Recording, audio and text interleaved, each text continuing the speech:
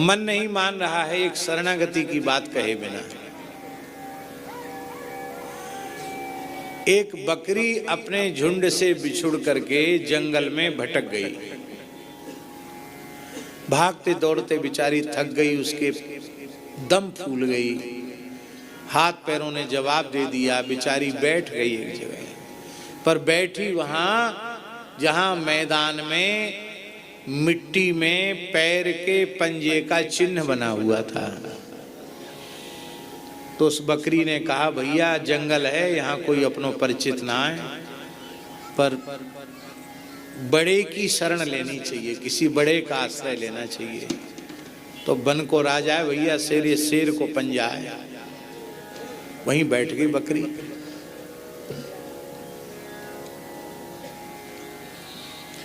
भेड़िया भेड़ बकरियों को तुरंत उठा ले जाता है। भेड़िया आया सबसे पहले और भेड़िया की गंध पाकर भेड़ बकरी भागते हैं, पर ये बकरी चुपचाप बैठ ऐसे कर रही है, जुगाली और कर रही है। भेड़िया को बड़ा आश्चर्य हुआ कि ये डर नहीं रही है, रोमंथ कर रही है, जुगाली कर रही है, बकरी मुंह चला रही है। चांदनी रात थी, भेड़िया और पास में, बकरी शांत बैठी चुपचाप। हे बकरी, बकरी बोले होश में रहो। हाँ, ऐसे वैसे मत बोलो, क्या बात है? अरे ये तो बड़ी गर्मी दिखाई रही है।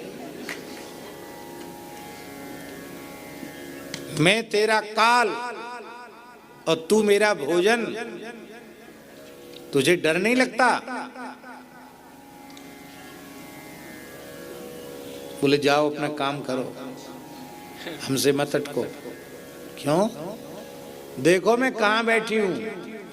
भेड़िया ने आके देखा, पैर सिंह के पैर का चिन्ह। उसने सोचा कि ये तो लगता है वनराज सिंह की बहुत करीबी है ये।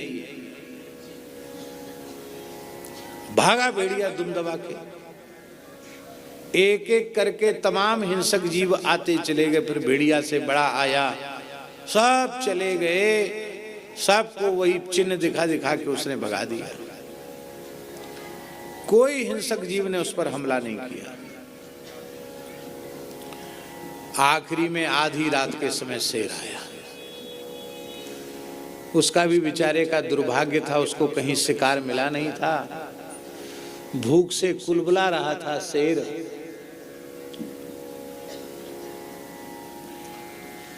तो उसने सोचा चलो आज इसी का बाल भोग कर ले। शेर आया गरजते हुए, अंगड़ाते हुए। बकरी बड़ी विनम्रता से उठी, आइए भगवान, स्वागत है। अरे तुमको डर नहीं लगता हमको देख के? क्या प्रभु आप राजा हैं, हम आपकी प्रजा हैं, आपसे क्यों डरेंगे? क्यों? बोले आप निकट तो आइए। शेर पास में आया, विचित्र बकरी है, बिल्कुल नहीं डरती। तो आकर उसने देखा शेर ने, अरे ये तो मेरे ही पैर का चिन्ह है सरकार, इसीलिए तो यहाँ बैठी हूँ। आप मेरे मालिक, मेरे राजा, इस पैर पर किसी, इस चरण चिन्ह पर किसी का पैर न पड़ जाए, इसको कोई लांघ न जाए, इसी की सुरक्षा में मैं बैठी।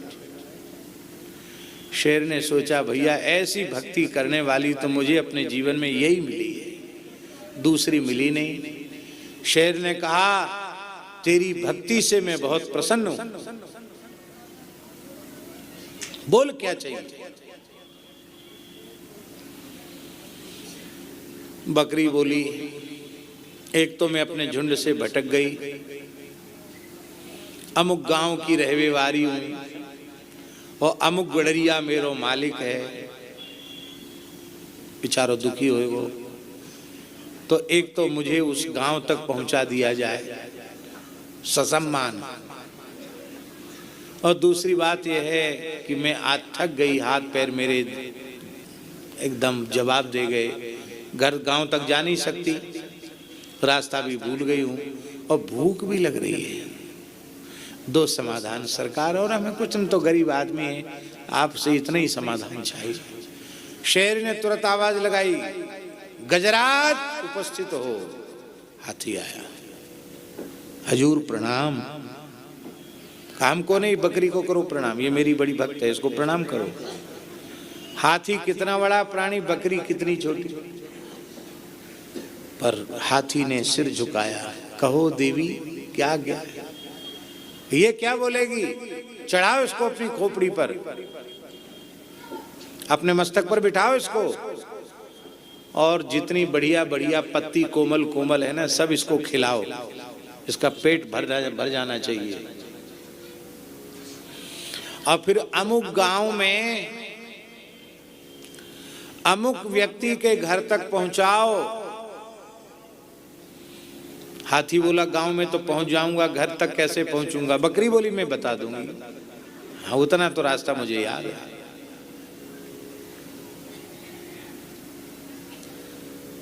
तो हाथी ने उसको, बकरी को अपने सिर पे चढ़ाया,